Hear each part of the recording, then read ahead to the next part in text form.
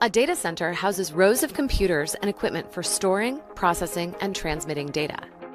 Data center market is experiencing unprecedented growth. There are more than 150 of them in Metro Atlanta, and more are coming online. Contract agreement could double the revenue the utility system hands over to the city. This is a game changer. The technology that helps power our modern world, but it takes a lot of resources to get it done. Water is a finite resource. They are hugely resource intensive. Constant protests over energy and water use. Right now, Georgia exempts data center equipment from state sales tax. Concern is dealing with the impact on our residents as it relates to the utilities. Does that cost get passed on to our residents? My main concern is the environment.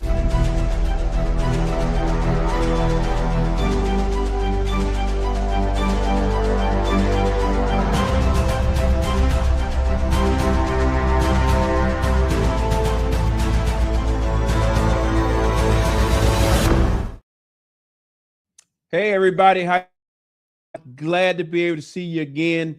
As y'all guys know, we said a few weeks ago that myself and my other fellow colleagues that are running for Congress, we were going to make sure that we do a complete series of what is going on in Georgia and really throughout the United States when it comes to these data centers.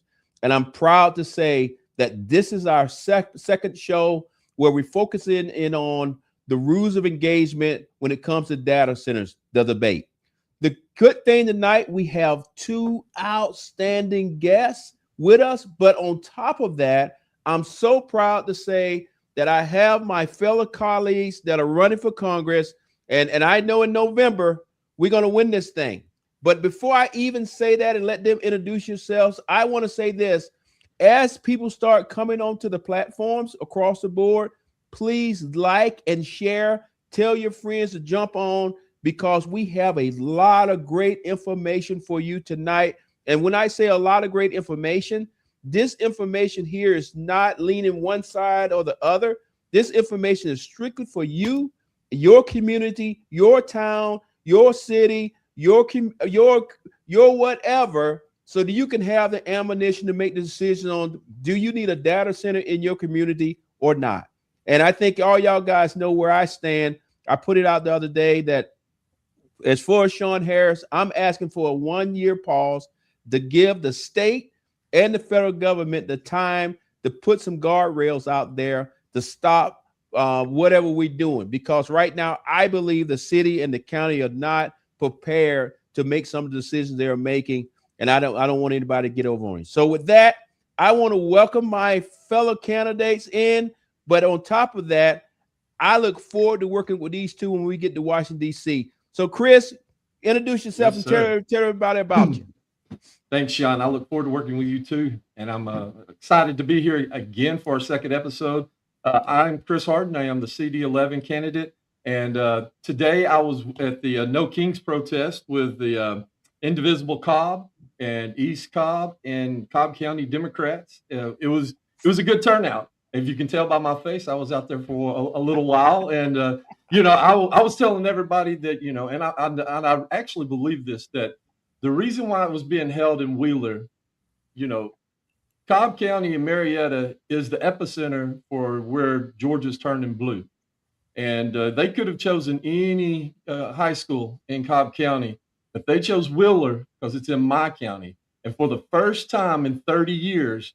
We are looking at a possible flip to blue, and I know that he endorsed my opponent last week, and then this week he's showing up in my district. I don't think that's a coincidence.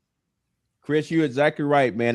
You are doing awesome over there, and you're gonna do a great job. And I am confident that all of us, Georgia is already turning blue, but Northern Georgia, where we all live and work hard every day, is definitely also going to be blue. All right, the greatest candidate known to all of Georgia. How you doing? Tell us everything about you. All right, I'm Maura Keller. I'm running for CD3. And like the two of you, I mean, we run fast and furious every single day. Last night, I was at another data center meeting. And again, we watch and see all the games that are played You know, everyone shows up, and I think a lot of times they wait for people not to show up, so then they can start pushing some of their agenda through. But one of the things, you know, about the data centers in my district, I got 15 counties. So I'm on the road all the time, and we're looking at almost 31. Mm-hmm. And so when we look at the people in the district, you know, they need to be listened to. You're screwing up the rural way of life. You know, like we are not, like you say, against the data centers, but there's a place for them, but they won't build them there because they would have to build the infrastructure, which would cost them more money when it's easier to build them in your own backyard. So, you know, listening to the folks, it's all about the environment. It's about what's going to happen to my health, what's going to happen just to my way of life. And the other thing is the energy costs. Mm-hmm. So right now we already know how, I don't even use the word affordability anymore. Everything is about survivability. And, you know, having their energy costs go up, you know, they can't afford it. Yeah, you know, well, you're exactly right. I was just in Paulding County, Dallas, Georgia. I think it was last week at one of the data center county commissioners meetings, and I was just so proud just to be in the room and listen to everybody that was speaking their voice. Because if you looked at the agenda didn't say anything about data centers. It was only when you got to the very bottom where people said, no, I don't care what you was talking about. I'm going to stand up and tell you that I don't want a data center in my backyard. And that's what's happening in Paulding County. I just was with them on Saturday. I was headed to a veterans event in Atlanta. And as I was driving down the road there, coming through Hiram, they were standing on the sidewalk, and I had to pull over and jump out and go over there and protest with them, because at the end of the day, this issue that we're talking about right now is not a Democrat, Independent, or Republican issue. This is everybody's issue, because across the board, like everybody's already said, this will affect not only you today, but for generations. So where I stand, and I think everybody else stands, we just need to get it right. And I would just say it plain. I don't think any of us want to have a data center in your backyard or your front yard. So at the end of the day, I'm so excited that we do this as candidates up here in Northwest Georgia, but we're doing it in a way that we're not putting a spin on it. We just letting the information go out and go from there. And tonight we actually have two outstanding guests that are actually experts. I want to bring them onto the stage so everybody can meet them and kind of go from there. So bring our guests up, and Louise, I'm gonna let you get started and let people know everything about you, and kind of go from there. Hey, team behind the scenes, can y'all kind of take the three of us off so people can actually just see our guests? Because I want them to make sure they can see everybody know who. All right. Well, thank you. Thank you so much, Sean. Thank you, everybody. Thank you for having us here today. My name is Louise Palmer. I'm the Executive Director of the Environmental Equity Information Institute, or E2I2, and I'm going to hand it over to my colleague here to introduce himself. Good afternoon, everybody. Thanks again for having us. I am Femi Adesanya. I'm the founder of the Environmental Equity Information Institute, which I started 35 years ago when I was teaching at Hampton University. All right. Well, thank you, Dr. Femi. And I'm going to kick us off here with a really quick overview of what we do, but also some of the core issues on data centers, and then hand it over to Dr. Femi to wrap up. So E2I2 is a nonpartisan 501c3 environmental justice nonprofit based in Atlanta, Georgia. As Dr. Femi just said, for 30 years, we've now been helping communities understand and use environmental, climate, and health data to take local action. So let's dive right into the basics about data centers. I won't be able to cover everything in 5 minutes, but we'll follow up with any questions afterwards. So when people hear data center, they often picture a warehouse full of computers, but what they might not see are the systems needed to keep those computers running around the clock. So we're talking about water, electricity, power plants, transmission lines, roads, and sewer systems. And data centers can require major expansion of these shared systems, and the effects can reach far beyond the actual facility itself. So first, let's take a quick look at water. Data centers use water to keep thousands of servers from overheating. A large hyperscale facility can use between 1 and 5 million gallons of water a day, and that's roughly the amount used by a small town. That water may come from the public water supply, rivers, reservoirs, and underground water supplies that are used by homes, farms, and businesses, leading to concerns about water shortages. So let's now look at water pollution. Wastewater from data center cooling systems can contain salts, chemicals, metals, harmful bacteria, creating water quality concerns if it's not properly treated. So water treatment facilities may need to upgrade their equipment and processes, and costs could be passed on to your water bill. We've also started to learn about data centers contaminating household wells, as well as local creeks. Now, electricity demand is a big concern. Probably everybody's heard about this at this point, but by 2030, data centers could use up to 12% of all electricity in the US. The current plan to meet that demand is building new power plants, substations, and transmission lines. So we are not saying that grid investment is a bad thing, but that we need to look at how it's taking place and who is paying for it. For example, power utilities usually recover these types of costs through customer bills, meaning your household or business bill may increase as a result. We're also learning about Georgia Power potentially using eminent domain to obtain land for data center related infrastructure expansion. So now let's look at the energy sources used to actually power data centers.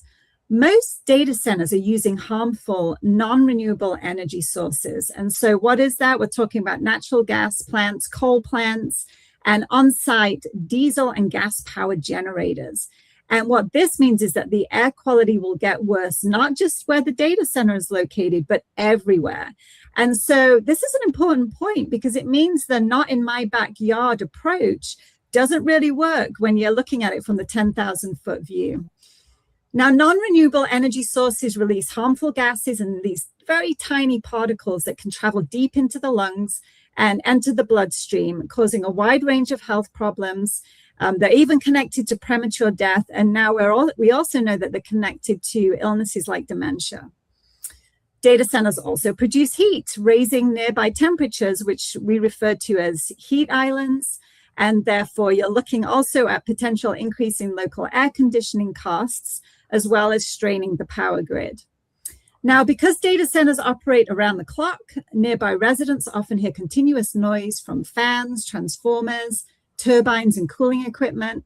Persistent noise can actually not only disrupt your sleep, but increase stress, cause headaches and fatigue. And it also might affect your property values because who wants to live next to one of these data centers, right? So now E2I2 is not arguing that digital infrastructure should disappear. I think, that's pretty impossible at this point to expect. But our position is that there's a better way to build them that protects the environment and community health, limits public costs, and shares benefits fairly. So we are advocating that before approval, every project undergoes a comprehensive assessment of its projected water, energy, pollution, health, infrastructure, and financial impacts. Developers should disclose these results in accessible formats so you all, the communities, can meaningfully participate before decisions are made. Responsible data center development also requires updated zoning, renewable energy and alternative cooling systems, enforceable environmental standards, and what we call community benefits agreements, where the benefits are actually felt by the local communities. And finally, continuous environmental monitoring throughout construction and also operation. Finally, on one point, we want to be very, very clear. Data centers should not be located in communities that already carry heavy environmental burdens. So that was a very brief overview. As I said, I'd be very happy to go into specific details with any questions you all have. But what can you all listening and watching out there do? Well, now I want to turn it over to Dr. Femi Adesanya, to our founder of E2I2, to talk a little bit about how data centers get approved, because it's here at this point where data centers get approved, where communities need to engage before it's too late to act. So over to you, Dr. Femi. Thanks, Lois. Data centers, I'm going to start. If you look at the regulative landscape, local decisions are made by the local governments, your city council, your commissioners. And so when data centers decide they need to relocate to a particular location, the air permit well, for one thing, the federal government has essentially put themselves outside the loop. So it relies on the state to get an air permit. But the air permit is conducted not in coordination with the local municipalities who have the authority for zoning. So the rest of the planning process actually goes to, next slide, please.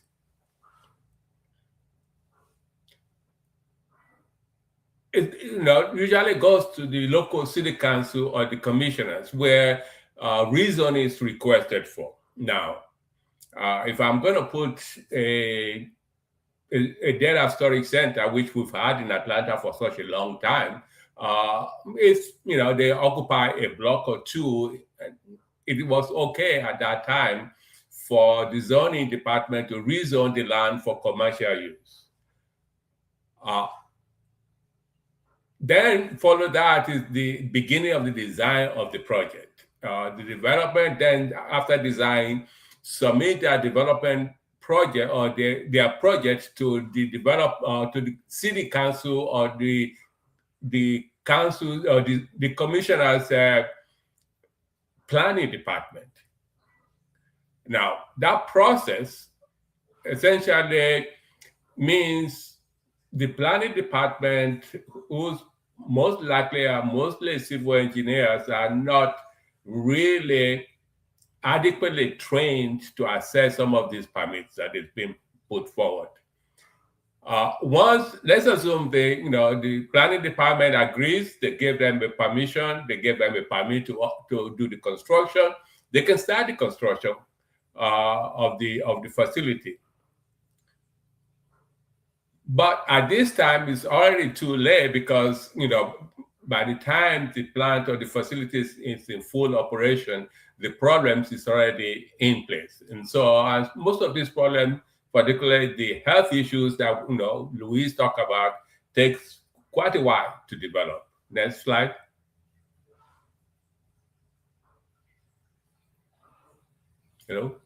Okay.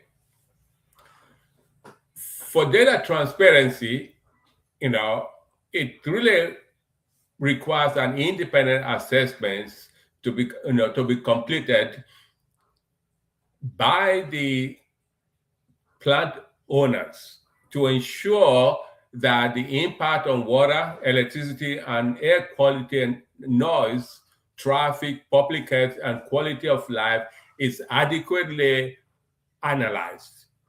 Now, this takes professionals. For most cases, the city council or the commissioners really do not have the technical expertise to analyze the proposed project on water, electricity, quality of life, and public health. The developer needs to come to the table with all this information before actually asking the city council or the commissioners to approve or propose the approval. Now, if you want to build a house, the first thing you're gonna do is you're gonna tell the planning department how much water you're gonna take. The planning department then does a simulation to determine if they have the capacity. If they don't, they force you to put in the capacity to get water to your property. But we don't do that for these big data centers. Then the economic implication is also not considered, because when you have new roads, new power lines, new water infrastructure, upgrade of existing water infrastructure, and emergency services to support these facilities, the cost is typically passed on after the fact.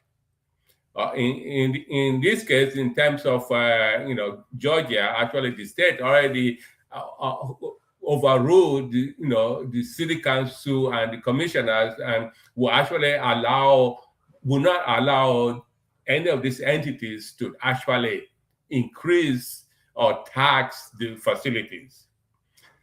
We don't know how much tax rate the data center will generate, because typically that is under the NDA, non-disclosure agreement that is already signed before all this begins to, before the committee even know about what's going on. For safety and accountability, we need to put safeguards in place to limit air pollution, water use, heat. Who will monitor the environmental impacts after the data center is built? Typically, that role belongs to the state. The state DEQ is responsible for the air quality of the state. And they will be the one who have to put in the monitors. And to me, it makes sense to ask the developers to put in the monitors and get a third-party entity such as E2I2 to conduct the actual monitoring of the air quality around the facility. So in general, the idea is that my proposal will really be that the state be the one who actually permit these facilities, instead of treat these facilities as a huge chemical plant, because that's what they are. Back to you, Louise. Yeah, thank you, Dr. Femi, and to the Sean Harris team. We wanted to put those questions on a slide just in case they're helpful for community members as they go to plan. So as Dr. Femi was saying, right, there's various points at which community members can participate and get their questions and concerns answered. And it really starts at the top with the zoning. But then, if we want to keep those slides on the screen, if people want to take a snapshot of them, the questions are really designed for community members to ask those questions at those types of meetings. Yeah, and what we will do, Louise, is we will make sure that when this episode is done, we'll play it again back on all of our social media channels, even on YouTube, so that people can actually have it, and it'll also be posted. But and thanks, team, for putting those questions back up there. But one of the things I wanted to say as we continue to move forward is, first, I want to thank all the viewers that are actually watching us right now live on I think it's a Wednesday afternoon, or I think it's Wednesday. And I just want to say thank you to that. Like I said in the very beginning, please like and share. Tell people that we're actually having this conversation. But I also want to encourage everybody out there, don't be shy. Ask us a question and make sure that our guests get an opportunity to answer your question. This is the reason why we're doing this. This is our public square. We want to make sure that just everyday people in the community that maybe can't make it to the meetings that they have on Tuesdays and Wednesdays at 10 o'clock in the morning, we want to make sure that just everyday people can actually ask people the expert questions. But on top of that, you can gather some information that when you go to the meeting on Tuesdays or Wednesdays or Thursdays, whenever it's going to be, that now you got some ammunition to actually ask a very intelligent question. And then on the other side of that, if you support the three of us that are candidates that are trying to get to Congress so that we can put some guardrails on this thing, please, you see the QR code there in the left. At least this is the left where I'm looking at it. Please scan that and donate to the three of our campaigns and just help us as we try to move forward. So with that, I'm glad to see. I think we just got our very first question in. Can everybody see the question? Yes. Yes. Okay. Let me just look at it. Do one of our guests want to answer? Or do one of our candidates want to answer the question? I'll give it a shot. Go ahead, sir. Have you been to Sam's Club lately? When you walk out after paying, and they have this huge machine that sits there, and essentially it scans your ticket to make sure you pay for every single component in your cart. The information required to do that is being processed in the data center. The data center allows them to not hire people. Typically, in the old days, you have 2 or 3, staff at the exit to make sure you don't scan your purchases to make sure you pay for everything. Now they don't do it. That real-time information that they're getting by scanning everything. And I think Dr. Femi just froze there, but he's right. I think a lot of people don't realize that data centers date back decades. We've had data centers for a very long time, and it's not just for AI and cloud servers, but all of your banking or any of your data needs go through data centers. Sorry, I jumped in, Femi, because you froze on our end. But I was just saying that data centers go back decades. What has happened in the last few years is that AI came on the scene. And AI and the speed with which it's been disseminated and implemented requires much more data centers, bigger data centers, and the developers are rushing to build them in a way that's not sustainable. The entire time I was in the military, data centers were always on the base. Or on the post, depending on which branch of service you were in. And that was just normal. What's different now is those data centers that was inside of the wire are now out in our rural communities and throughout our cities, but specifically in our rural communities. And we just got another question, but before we go to that question, we just leave it on the screen, please, team. But I want to give Chris an opportunity to ask a question, because I think, Chris, you got a question for our guest. But we will come back to this question. Just leave that question on the screen, please. Yeah, Dr. Femi, I heard you talk about a little bit of the jurisdictions that are touching these data centers, and it sounded like the one that you just went over was kind of the local, like the city and the county. But you have 3 federal candidates right here, and then there's also a state that's going to be involved. Can you kind of explain the differences of what each jurisdiction is going to, how they can help put guardrails on data centers? Yes, I would love to do that. First, the federal government is responsible for all air quality issues because Congress has authorized EPA, the Environmental Protection Agency, to be the lead agency to protect the air quality of the United States.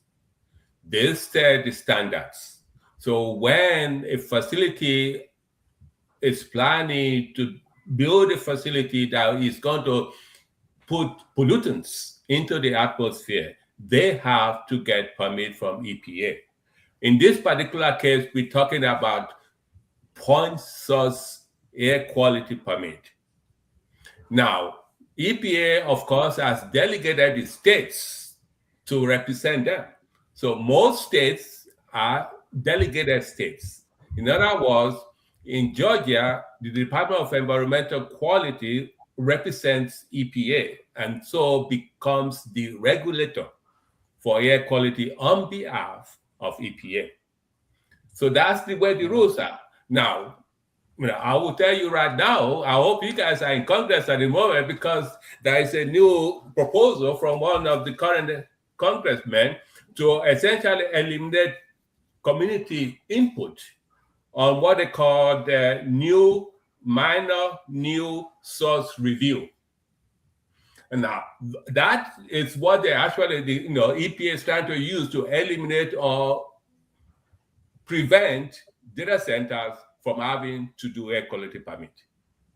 Well, that's one of my concerns that I have going on is, I'm afraid they're going to do to the EPA like they did to the Department of Education.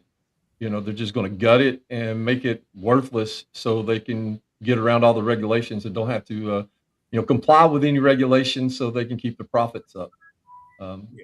So the local governments, the cities and the counties really do not have air quality authority. They have the zoning authority because all the power for land use is vested in the local government, not in the state government. The state might usurp some of those power at some time, depending on what's going on. But for most part, the local government has the authority. But imagine a hyperscale data center. That is like a chemical complex. They do not belong under the preview of your local government. They need to be squarely in the hands of the DEQ, or the state environmental regulators. Okay. Well, thank you, Chris, for that question. I see the team has just put the question back up from Robert. I tell you what, Louise, do you want to address this one, or do you want one of us to address it? This is outside our area of expertise at E2I2. We're very much focused on the environmental and health impacts of facilities. And so this is more of a legal issue. If anybody else has some thoughts on this, please chime in. I think I know a lawyer. I'm not sure. This is definitely one of my biggest concerns is when I started hearing that they were doing these NDAs. To me, it sounds like it's a way of, it's a violation of oath for the elected officials to sign these. I think they owe a duty and a responsibility to their constituents to be transparent, and this is not a way of being transparent. I can't believe there hasn't been some lawsuits coming through the pipe already, and I'm sure that there are, because I just don't understand how they can get around informing the constituents. And we're seeing it already where boards of commissions are just not even bringing it to the table for constituents to even be heard on. They're just doing it, and forcing it through. So I can't believe this is actually even a thing. But with the way things are going in this current administration, damn the Constitution and damn everything else, right? So yeah, Chris, I tell you, from what I've been hearing, I'm no lawyer, but from what I've been hearing is people being given these NDAs, and it's on a piece of paper, but the piece of paper is not legal, but they just making people believe that they can't say anything. So I think as this thing play out, a lot of things going to end up in court. And that's why I've said over and over and over, that's why we need a pause, because I don't believe the people at the lowest level, we all super smart, we all trying to do the right thing. But if you working with a corporate America, they got lawyers on top of lawyers.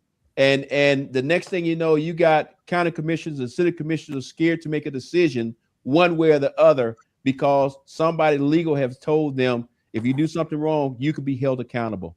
But I do want to just move on, because first I want to say, then let all of my guests that's on here with us tonight know that right now, when I look at the screen, 714 people are actually watching us live. So I want to say thank you to my audience that's with us, but also thank you to everybody out there for taking the time. We only been on now for about 30 minutes. And I see we got more and more questions coming in. So before we do this particular question here, I want to give my colleague, Mrs. Keller, the opportunity to ask a question. Then we'll come back to the questions on the screen. Hey, Please. thanks, John. So this is for Dr. Parma.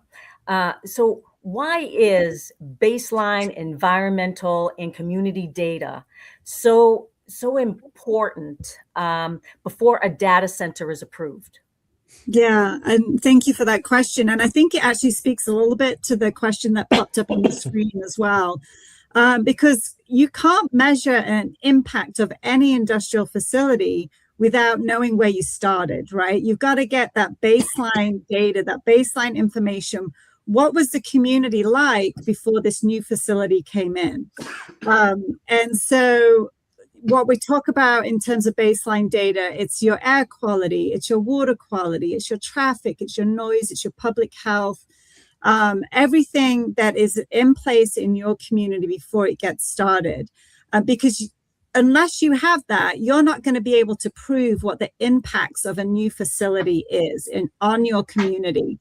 And if you can't prove what the impacts are, it's very, very hard to advocate for change or to put in guardrails and protections, because they can quite simply say, well, prove it. How can you prove that the air quality's got worse? How can you prove that, your water pressure is worse than it was before? And so that baseline data is foundation for accountability. Accountability not only to the developers, but to the agencies that are supposed to be protecting the public in all respects. And there's a few ways, this is what we do. That's what E2I2 was founded to do, is to help communities collect and access data, not only to tell their baseline story, but then to continue to monitor over time those impacts.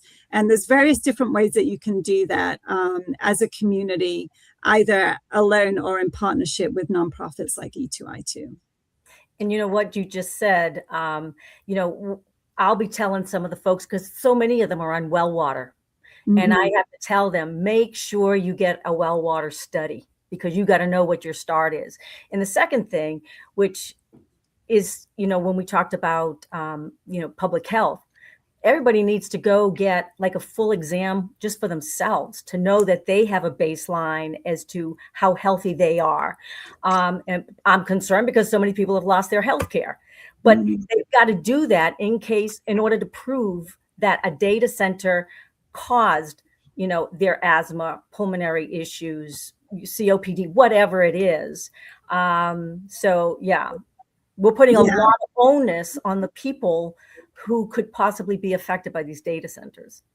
Yeah, and unfortunately so, we don't think it should be that way.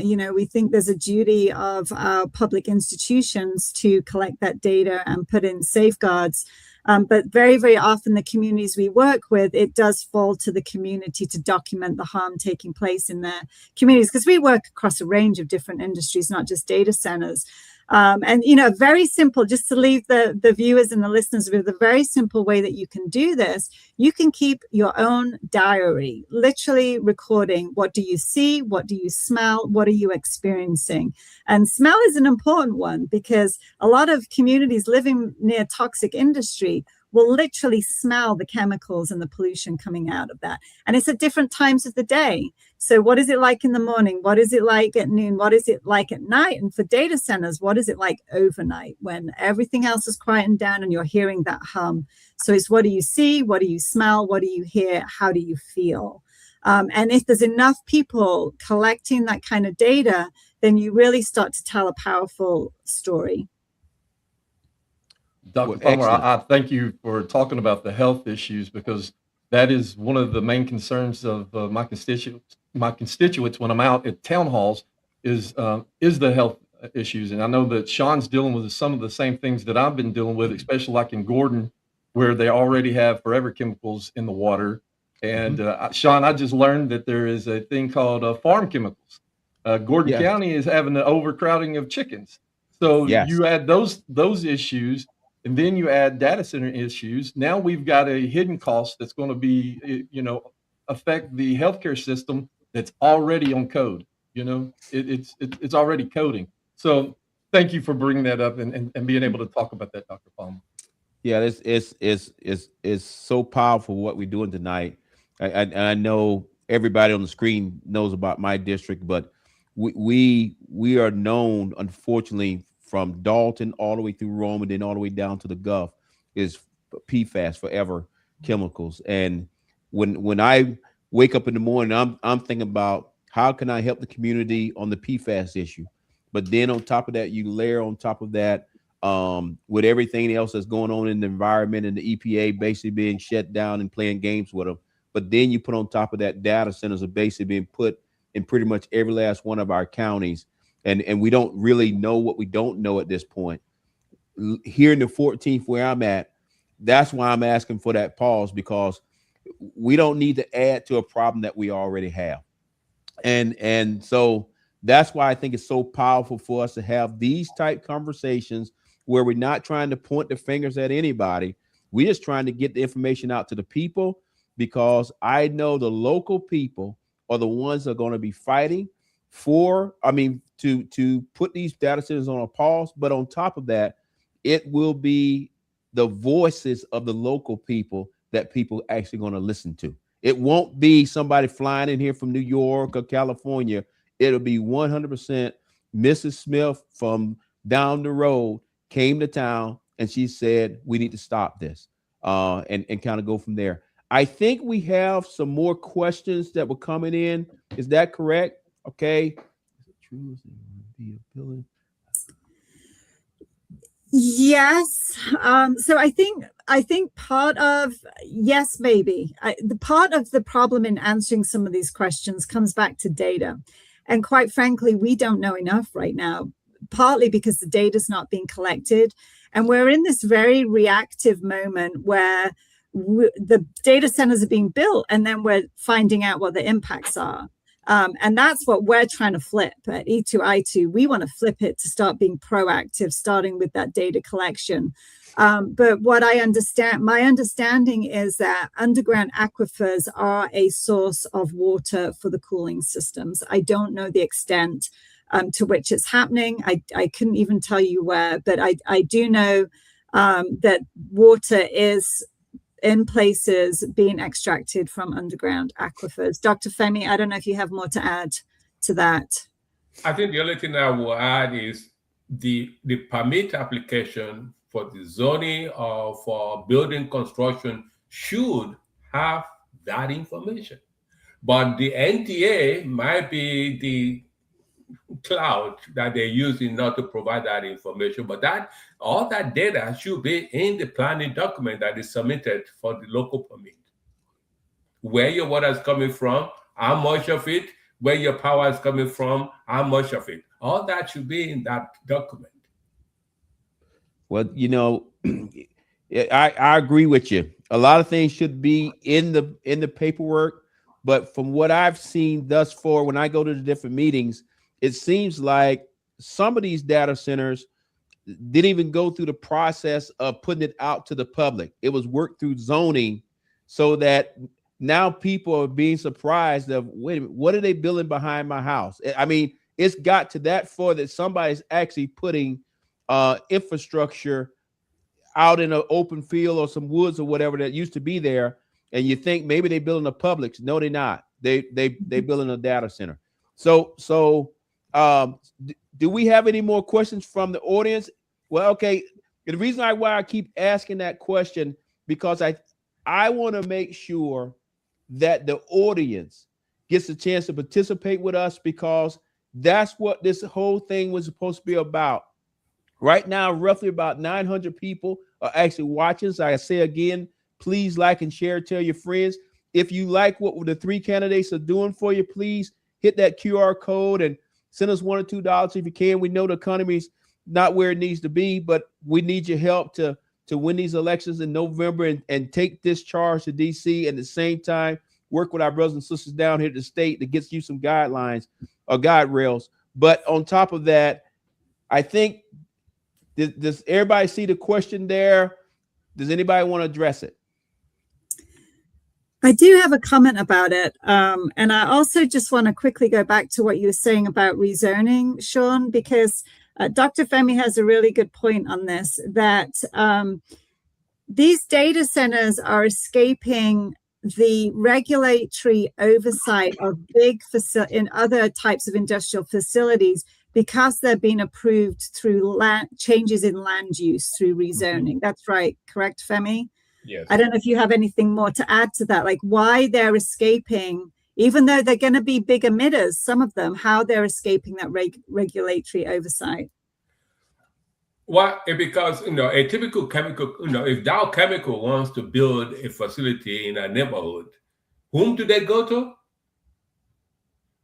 DEQ, EPA. They don't go to the local council. So why are these data centers going to the local council? They need to be going to the state, because the state is the one who has the know-how, the technical people who can effectively analyze what these people are putting forward. It's not at your local council. It's not at your local city. No. So that's really what the issue is. We need to elevate, maybe when you guys get to Congress, first rule is data centers needs to go to the state for permit, not to the local government. And forgive me, sir, but when you say go to the state, what particular office at the state level should these organizations be going to get these permits? DEQ, the Department of Environmental Quality. Okay, DEQ. So I'm wondering, I know that they just passed the 21st Century Road to Housing Act. That's the one where Trump refused to sign it, and they just allowed it to pass. In that bill, which I would have supported because it was directed at an actual issue that we have, which is a housing shortage. But part of that bill is also making it easier to cut through the red tape for rezoning. Is this something that some of the builders for data centers are going to be able to take advantage of, just like the... Absolutely. Yeah. Okay. We can go back to that question that popped up, unless anyone else has. Can you put it? Yeah, put it back up, please. So we do a little bit on the economic side of things, but we're mostly focused on environmental and health impacts. And I really would love to know from our local commissioners, from our local council members, how much local tax is actually being generated, because in the state of Georgia, we're losing $2.5 billion this year to tax breaks to data centers. And that's sales taxes, both at the state level and at the local level. So I don't even know how much local tax we're generating. And so it's hard to answer that question, but certainly residential electricity bills have gone up 6 times over the last couple of years in Georgia. And we've got no promise from the Georgia Power that they're going to stop increasing. Yes, they put a freeze on the base rate, but that doesn't mean that the variable part of the bill won't continue to rise. And so I don't know if it's a fair trade-off because we don't have the data on how much income these data centers are bringing to the local economy. And that's definitely a question to ask at these council and commissioner meetings. Excellent. Excellent. Team, is there any more questions from the audience? And as you're scanning through all of them, again, I just want to say thank you to everybody that's out there watching us, because right now we're up to almost 900 people that are actually watching us. So I just want to say thank you, because as we thought through what we was trying to do with this rules of engagement was become a public square where just everyday people could log in, gather some information, but at the same time ask questions directly to the experts. And we got 2 outstanding experts on here with us tonight. And I see another question just popped up there. I'll give you a little time to look at it, and whoever wants to answer it, please go forward. Oh yes, there is lots of. You pay in your property tax value going down, because as this huge data center begins to operate, the noise, the traffic, they tend to lower the value of your property. It's not like putting a multi-use park next behind you, and then your water is going to go up sooner or later. Your power rate is going to go up sooner or later. So on the long term, yes, you are substantially giving up property taxes or income to the local government, replacing that with the increased burden on the homeowners, the residents living near and around these facilities. And there's also the hidden cost of like healthcare when people start getting sick, Yeah, I just saw Sam's question. I had read it over on the other side, so I'm glad the team put it up there. Would Louise, either one of y'all want to address it? Yeah, I can address it. I mentioned it briefly in my opening remarks. And so, Sam, what's happening is we don't have the infrastructure. So on the power side, we don't have the energy infrastructure to power this many data centers. And so we're rapidly increasing transmission lines, power stations, substations. we're creating new natural gas pipelines to bring enough natural gas instead of coal. But we are also now have pulled back on our commitment to sunset coal power plants in the state of Georgia. What this means is somebody has to pay for this infrastructure build out, and it has typically been passed on to the customer. It's been passed on to household power bills. It's been passed on to business power bills and farm power bills. And it's always been that way. Plant Vogtle is another example in Georgia. The big nuclear power plant, when Plant Vogtle was being constructed, Georgia Power passed some of the costs onto us, the ratepayer. Now, on the water side, your water bill, very similar. So I mentioned that what is happening, yes, the data centers use a lot of water, but they're discharging dirty water. That dirty water needs to be cleaned. The chemicals, the salts, and the bacteria that we are now learning, again, this is all emerging information. What we're learning is that our current water utility treatment facilities may not be fully equipped to treat that water. And so they need to be upgraded. Millions of dollars of upgrades potentially to water treatment facilities. And so who's going to pay for that? Again, it's very likely the same model that we see with the power companies. It will be passed on to your water, the customer, the water bill. Excellent, excellent. As for just a little second here, I just wanted, before we answer another question, I want to say to everybody again, thank you, because right now more than 900 people are watching us.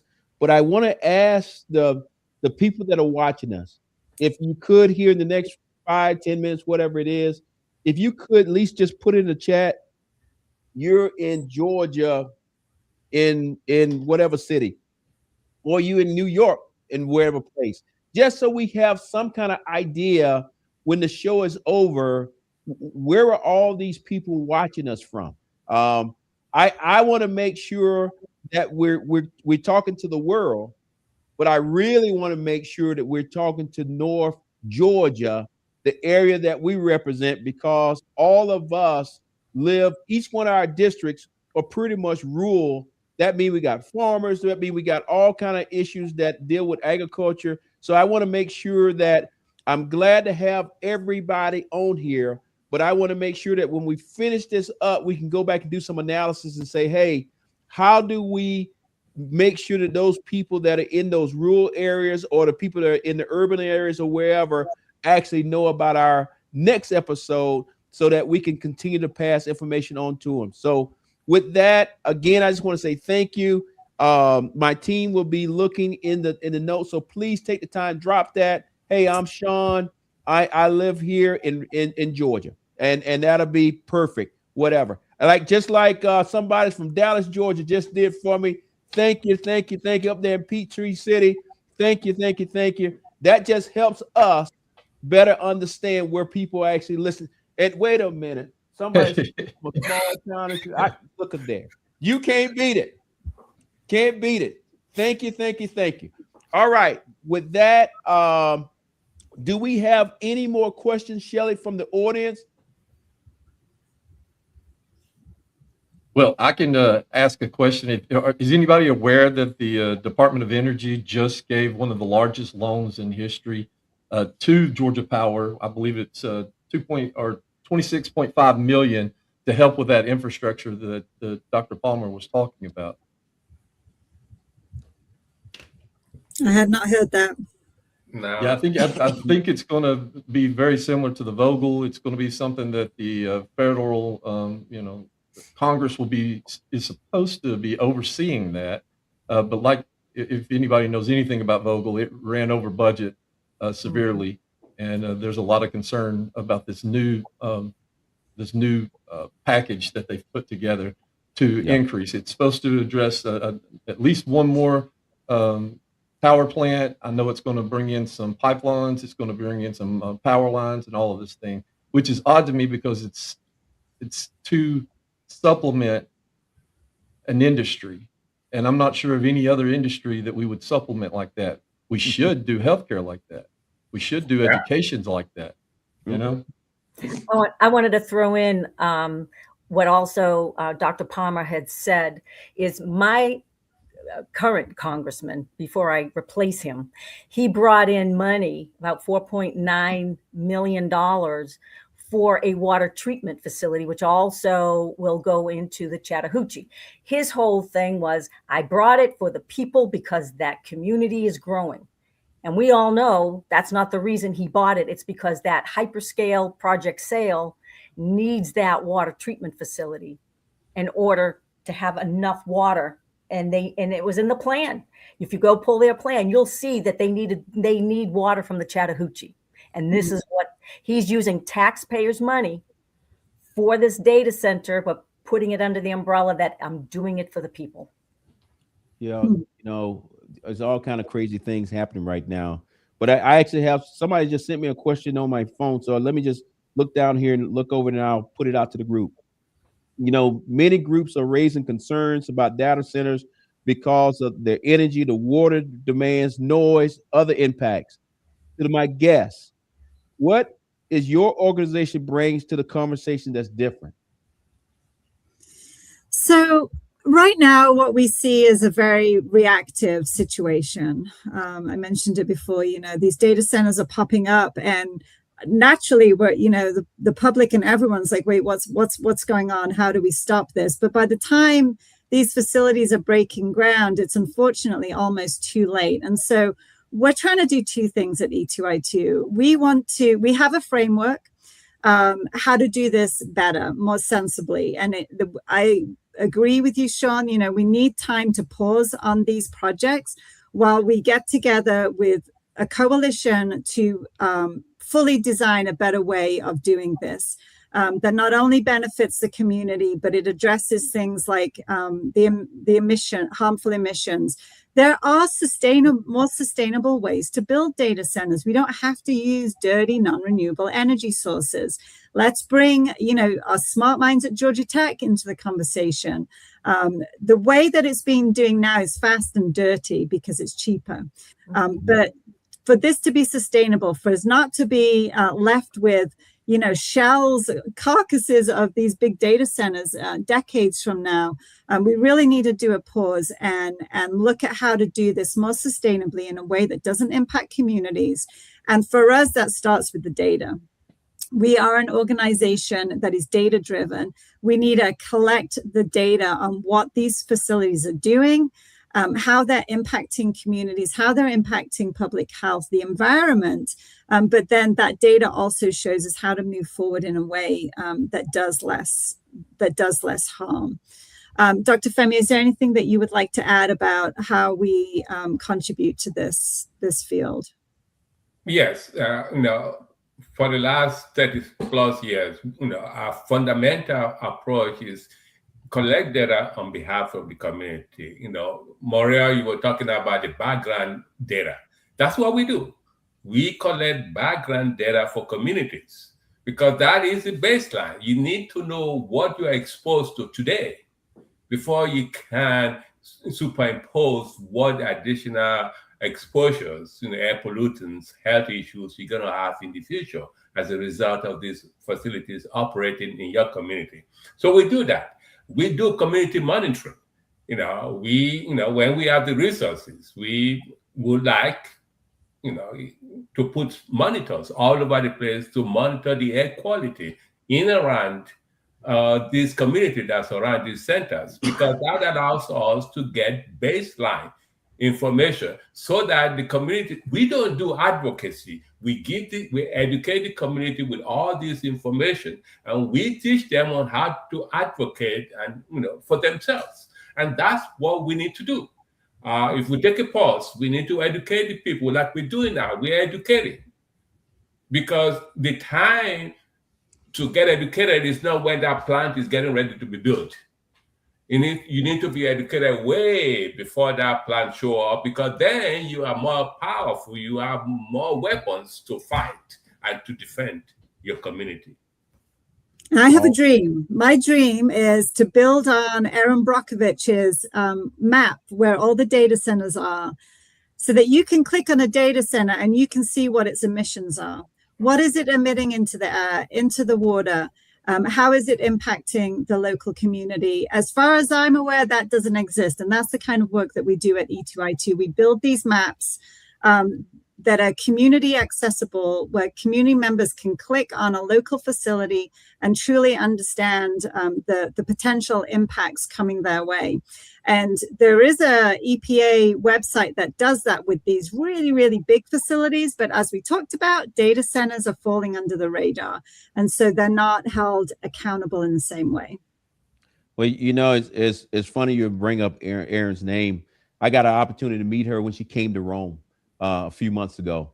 And that was just awesome. And, you know, when I say this is going to just make my team behind the curtain, they're just going to crash and have a heart attack. But it would be so cool if we could reach out to her and get her on this particular one of these episodes to talk about it, because that would just help our community so much. So we're gonna work behind the scenes to try to get her to come and be on one of the shows with us. I can't promise we're gonna do it, but one of the things I learned in the military, you got to think big. Got to think big. And what we're going to do, because the conversation is going so well, I know we just went over 1 hour, but I want to be able to let us hang around for 10 more minutes for two reasons. One, I want to make sure that everybody out there got their question that they were saying, if I could just ask somebody, this your opportunity. Ask the question. And then on top of that, we're sitting at right now, when I look at the screen, 972 people are actually watching us live. I want us to get over 1,000 people watching us, liking it, sharing it, so that this information gets out. And then even when we turn it back over to YouTube and all of those channels and everything, please share it there so that this information can get out to everybody and they can use it. And then also up there in your top left corner, please take the time to go to that QR code.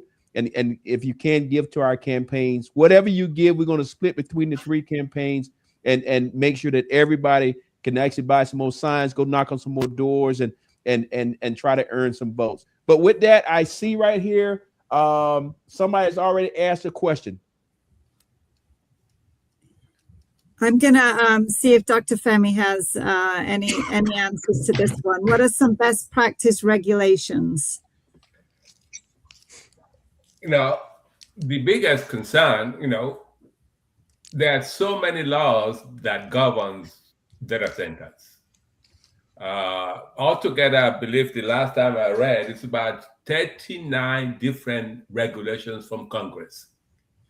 And, you know, from EPA to the Department of Energy to the Department of National Security agencies.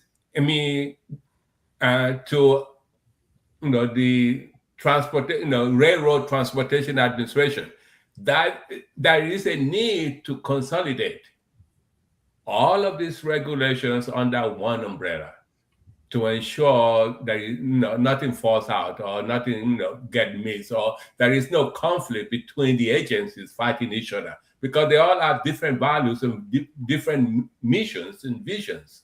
And I think if you consolidate all this under one umbrella, you will get more benefit. I think the community will get more benefit. Well, thank you. Team, let's take one more question, and then I'm going to allow each one of the candidates to kind of do a closeout, and then we will go back to our guests and let them tell us how we can better support their organization. But I see we have another question that just popped up. My guess is because it's too expensive, Femi. That is correct. It's too expensive. But the other way to spin that question, though, is why not each data center, particularly the huge ones, the hyperscale ones, bring to the table everything they need. Build their own power plant on site, build their own water treatment plant on site, so that they don't impose on the local utilities. Awesome. That is That is the first time I've actually heard that proposal. I think that's a good little golden nugget that when people are standing up doing their speeches at the city council meeting or the county commissioners meeting, that's a nice little golden nugget to put out there, saying have them build their own stuff and be self-contained inside of their perimeter. But still, we get into the situation, who would like to have a data center built behind their house? I think that the answer is that is not me. And then on the other piece of conversation is, because we all live in a rural community, is the question I have with our farmers, or the conversation I have with farmers, is this: is right now, if we're in the middle of a drought, if you live in the city, they will tell you, I'm sorry, you can't water your grass anymore. And the people in the city say, okay, no problem. If you do, you get a fine or something. I don't live in the city, so I don't know. But if you live on a farm like me, and you need to run irrigation or do whatever you need to do, nobody ever comes out here and tell you to turn your irrigation system off. We don't live in New Mexico, Arizona, and California. They don't regulate the water like that. What concerns me is if we get in the middle of the drought and now we have all the data centers, is the water primary goes to the data center, or does the water still go primary to the farmer and keeping our cows, chickens, and row crops alive so we continue to feed the country? I don't know the answer to that, but that is the conversation that I have with farmers out here in the 14th, is as we bring on these data centers, who's going to make the decision on who controls the water out there? So is it any one last question before we go around to my fellow candidates? Do you have another one, team? I just want to jump in with one caveat about putting Yes, power plants on site with facilities. Before the data centers go ahead and run with that, let's make sure they're using non-renewable energy, because that's there's an unintended impacts always to some of these things. And so we don't want gas generated turbines, which some of them are trying to do, like XAI in Memphis is the big one most people know about. So let's make sure that they're renewable, clean energy sources. But I think that's definitely a good idea. I would like to piggyback on that. If it's renewable, say for example, is corn. Well, your farmers in your rural areas can grow more corn and sell it to them, and they get more money. So everybody benefits. If you use renewable energy sources like sugarcane, corn, sunflower seeds or sunflower plant, all those are renewable energy. And guess what? It also eliminates hazardous air pollutants. Awesome. Well, now it's 8:07. I see this is going to be our last question. It's a pretty long one. I'll let it sit there.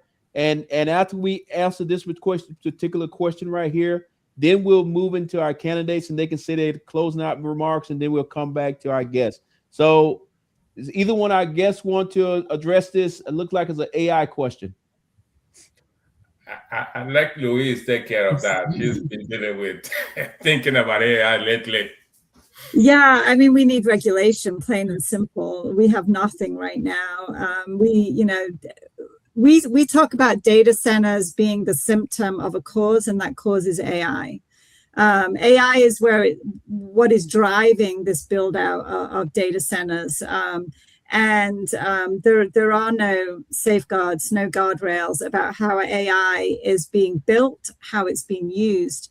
And it's of deep concern to us at E2I2, because the data that we receive through these AI tools is only as good as the information they have access to. And we are currently in a world where data is disappearing from publicly available websites, from federal websites, and we have deep concerns around the equitable access to truthful information, unless there are some significant regulations put in place to prevent that from happening. I totally agree, Dr. Palmer. And I want watermarks on these AI videos, because I've been watching Mitch McConnell videos for the past 2 weeks, and they all look real to me. So, yeah. Well, let me I don't want to get onto that. So let me just stay focused on this particular episode right here that we're doing. And is this another question, team? To verify my identity. Yep, I guess. Dang. I guess it's like a follow-on question.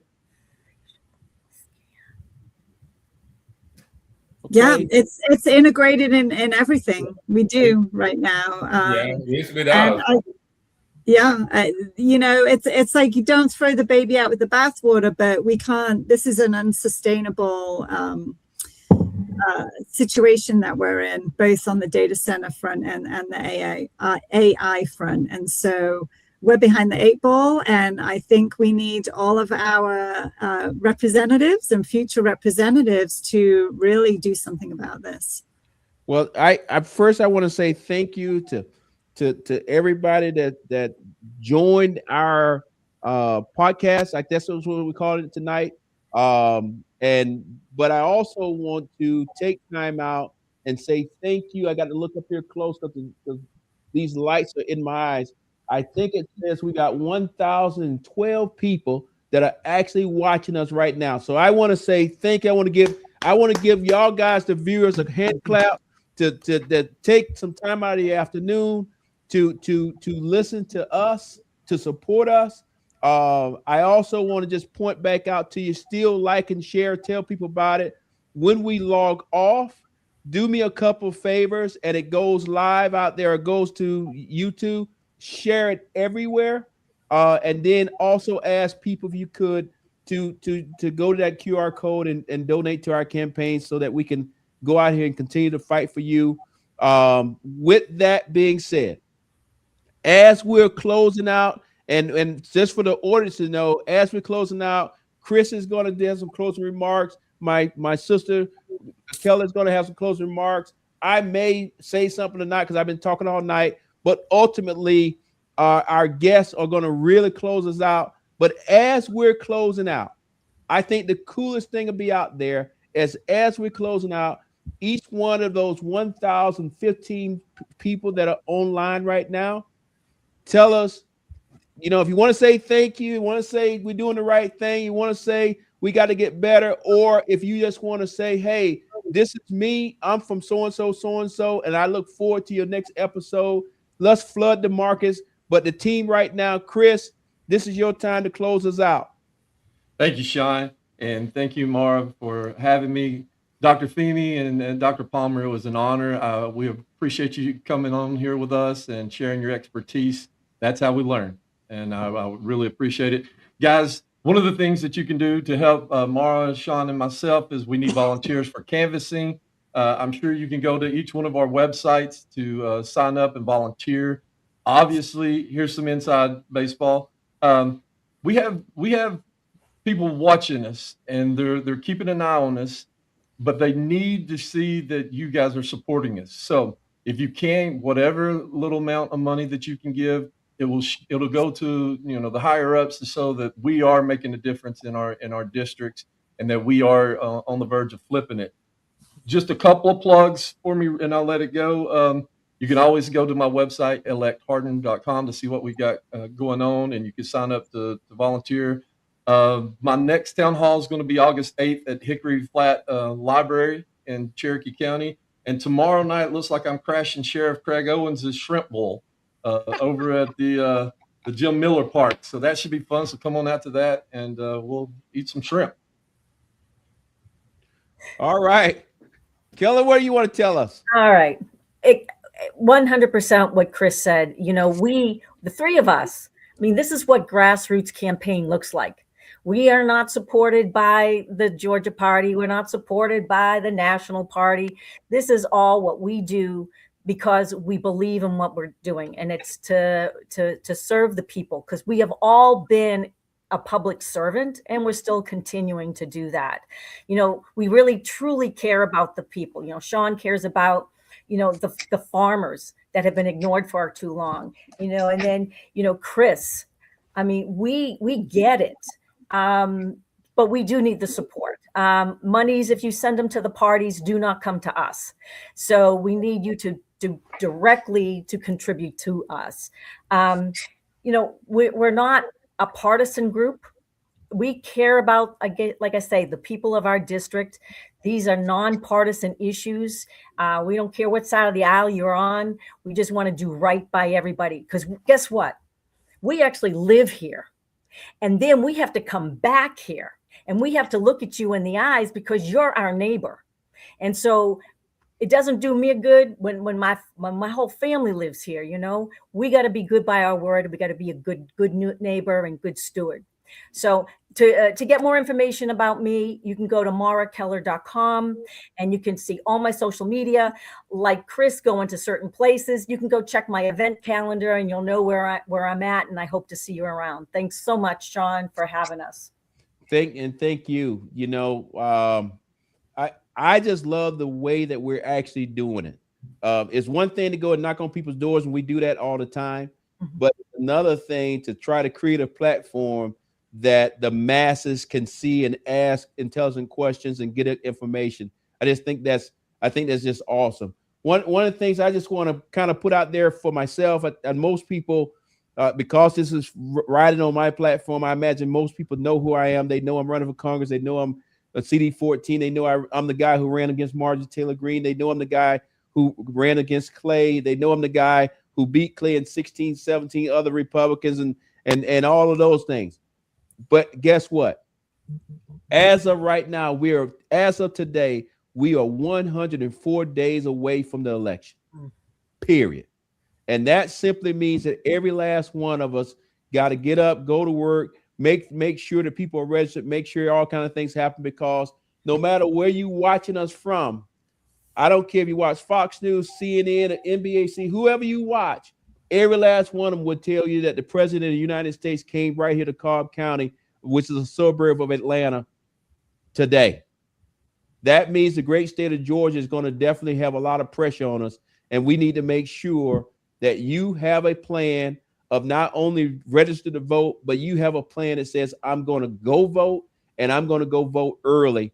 And even if somebody's even standing out there looking at you crazy, you're going to have the courage to walk on in there and vote, because this vote is not only about you, it's about your kids and grandkids. And that's something I just said last night at my town hall up in Murray County. So shout out to Murray County. And one other thing, if I can get my phone to turn back on, my staff just sent me a thing that says I'm going to be in Floyd County on August 6th with a local candidate, but we doing a data center event live, in person. So more information will come out on that.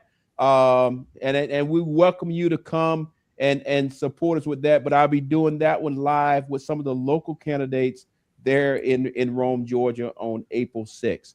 So, and if I can get over this cold, boy, I can do a lot of things. But I imagine cough drops are making a lot of money off me, because I'm eating them like I don't know what. But with that being said, the best part of the night, Doctor, did you say you used to work at Hampton University? Yeah, I taught there for 15 years. 15 years. Well, I want to say thank you, because without Hampton, we never would have had Tuskegee. That's where I went to school, was Tuskegee. So thank you. With that, now we're going to turn it over to our guests to tell people, hey, how can they support you? Thanks, Sean. Thanks, everybody, for having us this evening. Shelley and team, if you could put our last slide up on the screen, if that's possible. There we go. So like Sean says, please follow, like, and share. These are basically across all the platforms, our handle is at E2I2ORG. E2I2ORG. You can see it on the screen if you want to take a snapshot. We're a nonprofit. We've been hit really hard by funding cuts this year. I know that you're probably sick of everybody asking for money, but maybe, if our work speaks to you, the QR code on the screen on our slide will take you to our donation page. But maybe you know somebody who works in this field, who has connections, maybe with a funder, who maybe can help us build the map that I talked about, the map of data center impacts that would be community friendly, user friendly, so everybody can get the information that they need about the data centers and other facilities impacting their lives. But, you know, to everybody out there, I just say stay engaged. Communities have the greatest opportunity to influence these projects before the major decisions are made. You really do have the power, and anything we can do to support you and your communities, please reach out. All of our contact information is on our website. Dr. Femi, any closing remarks from you? No, I'm just saying we are staying true to our mission and vision, and that is to help communities gather data, provide their data to the communities, educate them on how to use those data, and let them go help themselves. But when I started, EPA used to give me money, to go help the community, so it didn't cost the community to do that work. But today, all that money is dried up. So, we will definitely, your support will be helpful in keeping the mission and the vision of E2I2 alive. All right. Well, hey, guys, I want to say thank you to our guests. I want to say thanks to my colleagues. Chris, man, that our districts must touch each other because Craig, I shouldn't call him Craig, Sheriff Owens must going to be having a great cookout or whatever we have, because I'm at the same place tomorrow. Hey, let's do it, man. Let's do it. So everybody, thank you. And as we close out, I'm gonna look up here one more time. Right now, as I'm speaking to you, and we're about to close this thing out, is 1,051 people are actually watching us live, and that's on a Wednesday night. And so I just want to say thank you. We'll be coming back with another episode, our third one, and talking about the rules of engagement when it comes to data centers. And hopefully this information will help you when you actually go to your county commissioners meeting or to your city council meeting and you having those discussions. You got some information to ask some additional questions. And please support our two guests that were on and make sure that they can continue to do the great work they're doing, because I will tell you, as we continue to move down this road with data centers and everything else, it's going to be organizations like theirs is going to help us navigate the thing. And then come November, the three of us are going to DC. We're going to be in Congress. And I promise you that when we get there, you're going to be able to hold us accountable, because we're going to roll our sleeves up and write up some policies that will actually help put some guide rails out there for the federal, but at the same time to come back down here to the state. And we're going to continue to work with the state. So with that, the time now I think is about 8:21. We went a little over, but I think it was just awesome to have this conversation. With that, team, close us out.